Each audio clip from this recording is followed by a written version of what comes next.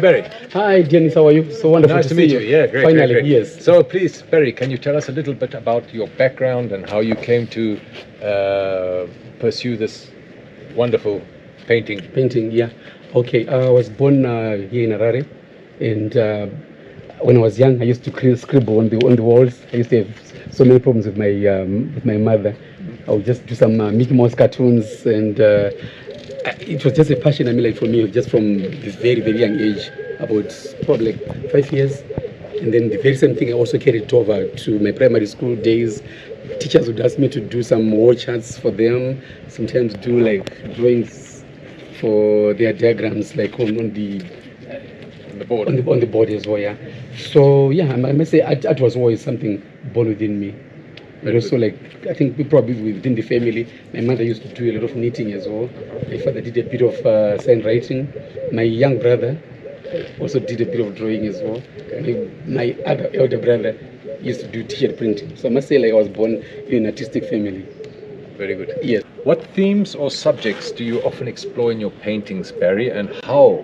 Or can you walk us through your creative process from inspiration to the finished piece? Okay. What I normally do is I travel to places around here in Harare, mostly like Yombare, where people are drinking, like what I can call drinking their sorrows away due to a lot of other like problems which they're experiencing around here. I also go to township scenes where I experience young girls who are just playing, old madalas, just chatting about daily events. Yeah. Women who are struggling every day to take care of their children, just like in this scene here. You have a proudly Zimbabwean woman doing the school run with the kids. Yeah, something like that. And then you were asking about my creative process as well? Yes. Okay. Yeah. Normally I use acrylic paint. I usually start working on the background first, and then use a bit of oil just in the background, and then also mix it with acrylic paint, and then also use a bit of, if you come a bit close, you'll see a bit of chitenge material, fabric material, which I fuse with acrylic paint, just to give it a mixed media touch, which is something very interesting. Way from a distance, when you're trying to view it, it just blends in, just like oil in paint. But when you come close, that's when you can appreciate the texture in it. Yeah. So Barry, tell me, how do you see the role of art in Zimbabwean society, and what impact do you hope your work has?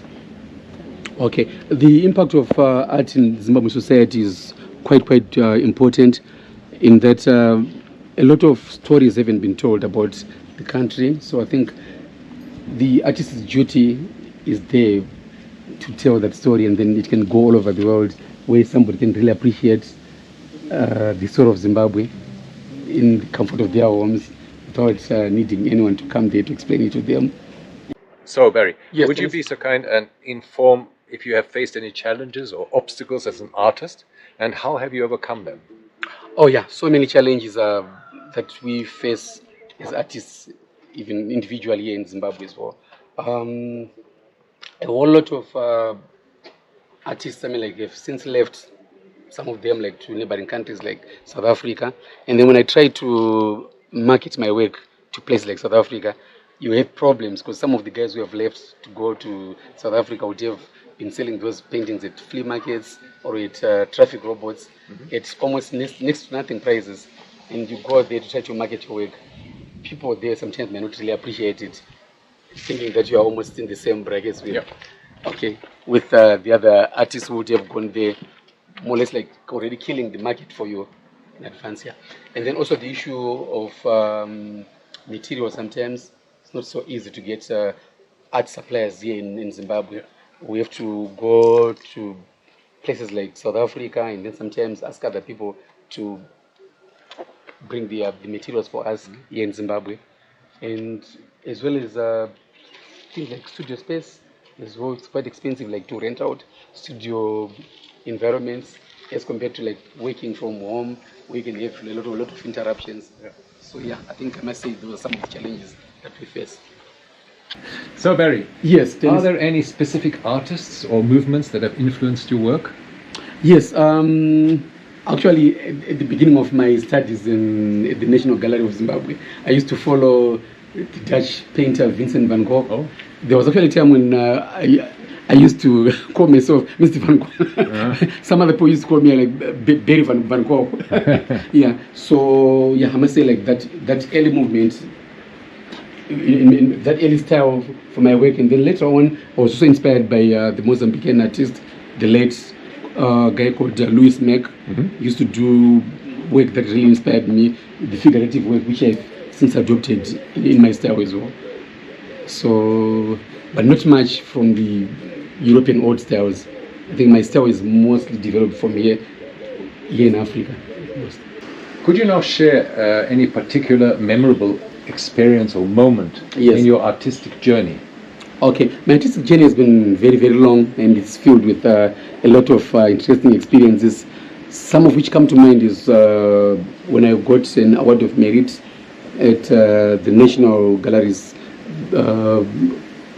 big exhibition. I've since forgotten the name, and I met lots of big people there, like presidents, other visiting other dignitaries from other countries. And yeah, it was quite a great experience. I'm like to be honored for the work that I've done, especially as a student at that time, to beat other bigger established artists as well. Yeah. Barry, what Yes, projects or exhibitions are you currently working on, and what can we expect to see from you in the future?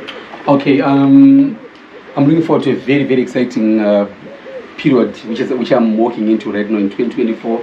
I'm moving into a contemporary art style, which I'm fusing a lot of collages, especially fabric collages, with a theme of migration, especially with the story of a whole lot of my countrymen. We have since left for neighboring South Africa for greener pastures, as well as to UK. So it's a subject that I would like to explore a great deal, and I feel I've got so much of knowledge to explore that, because I've had lots of my relatives and friends who have since left the country as well. So I just wanted to explore that part of it in an artistic way.